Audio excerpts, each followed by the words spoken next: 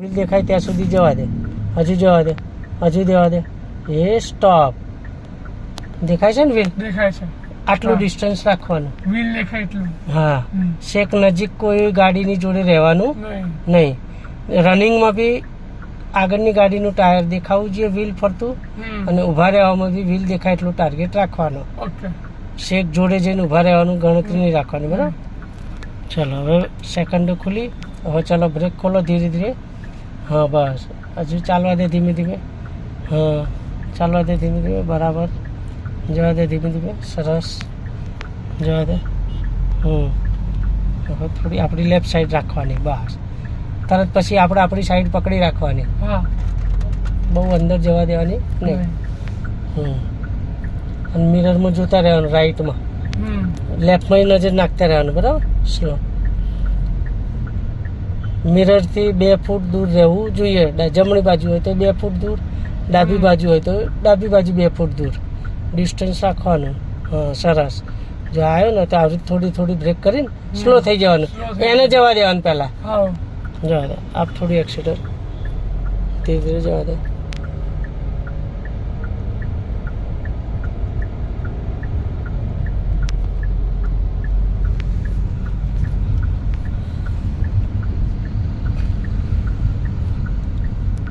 Break ઉપર આવી જાઓ. બમ્પ આવે છે ને, આગળની ગાડીએ જોવાની કે આગળની ગાડી આમ ઊંચા નીચી થઈ એટલે સ્પીડ બ્રેકર હોય. હજુ કર બ્રેક થોડી, હજુ કર થોડી બ્રેક. હા, હવે બ્રેક ખાલી ખુલ્લી કર.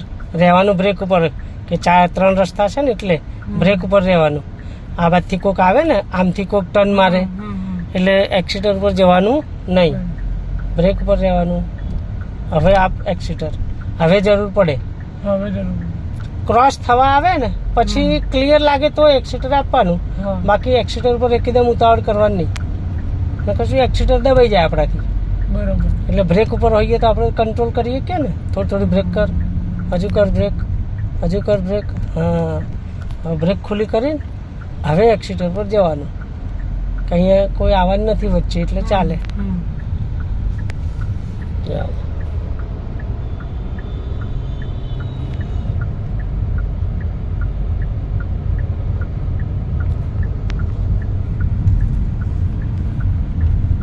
સ્લો. આપણે 40થી બહુ વધારે જવાનું નહીં. અહીંયા કાંઠો છે ને સ્પીડમાં બતાવે.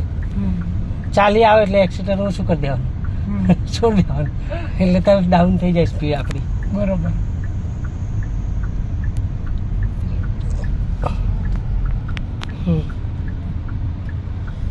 જાઓ.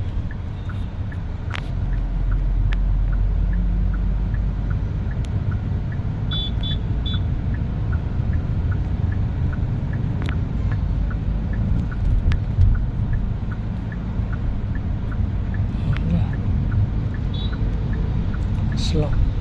થોડી થોડી બ્રેક ઉપર.